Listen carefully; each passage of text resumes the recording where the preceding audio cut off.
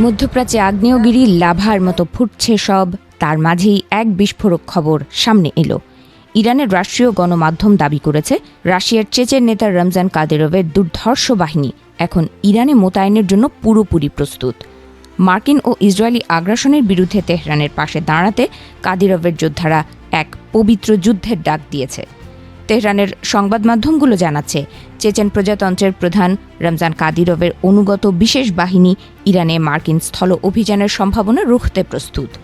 Kadyrov এই লড়াইকে কোনো সাধারণ সংঘাত নয়, বরং একে ধর্মযুদ্ধ হিসেবে অভিহিত করেছেন। তার মতে এটি স্রেফ ভূ রাজনীতি নয়, বরং শুভ ও অশুভের চূড়ান্ত লড়াই।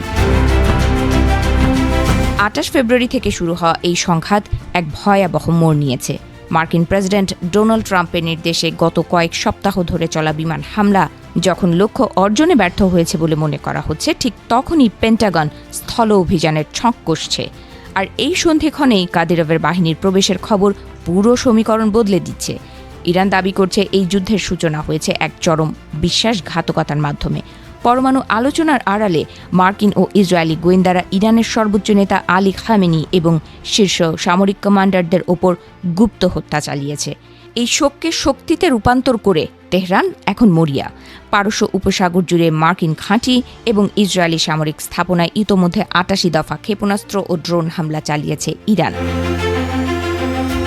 এই যুদ্ধের নাটকীয়তা আরও বাড়িয়ে দিয়েছে ইউক্রেনের নাম জড়িয়ে পড়ায়। তেহরান সরাসরি অভিযোগ করেছে যে কিয়েভ শত শত বিশেষজ্ঞ পাঠিয়ে মার্কিন ও ইসরায়েলি বাহিনীকে প্রযুক্তিগত ও কৌশলগত সহায়তা দিচ্ছে।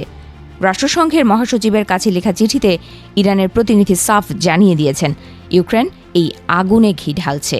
যদিও ক্রেমলিন সরাসরি কিছু বলছে না, তবে পুতিন ঘনিষ্ঠ কাদিরভের এই পদক্ষেপের পেছনে মস্কোর সবুজ সংকেত আছে বলে বিশ্লেষকদের ধারণা। ইউক্রেন যুদ্ধের রেশ এখন যেন আছড়ে পড়ছে মধ্যপ্রাচ্যের সৈকতে। পশ্চিমাদের বিরুদ্ধে একজোট হয়ে রাশিয়া ও ইরান যে নতুন এক ফ্রন্ট খুলতে যাচ্ছে, কাদিরভের যোদ্ধারা তারই অগ্রবর্তী দল।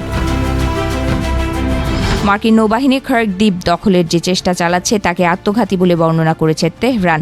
ইরানের গার্ড বাহিনী হুঙ্কার দিয়েছে যে তাদের ভূখণ্ডে পা রাখার অর্থ হবে নিশ্চিত মৃত্যু। এশিয়ান ও ইউরোপীয় শক্তিগুলো এখন তাকিয়ে আছে এই সংঘাতের দিকে।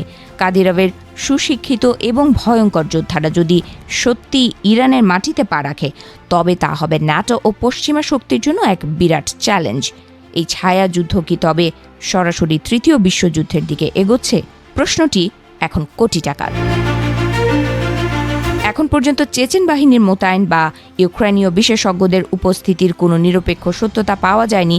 তবে তেহরানের এই প্রচারণার ভাষা বলে দিচ্ছে মধ্যপ্রাচ্য এখন এক আগ্নেয়গিরির ওপর দাঁড়িয়ে আছে। যে কোনো মুহূর্তের একটি ছোট ভুল পদক্ষেপ পুরো বিশ্বকে এক ধ্বংসাত্মক যুদ্ধের অতল গহ্বরে নিয়ে যেতে পারে।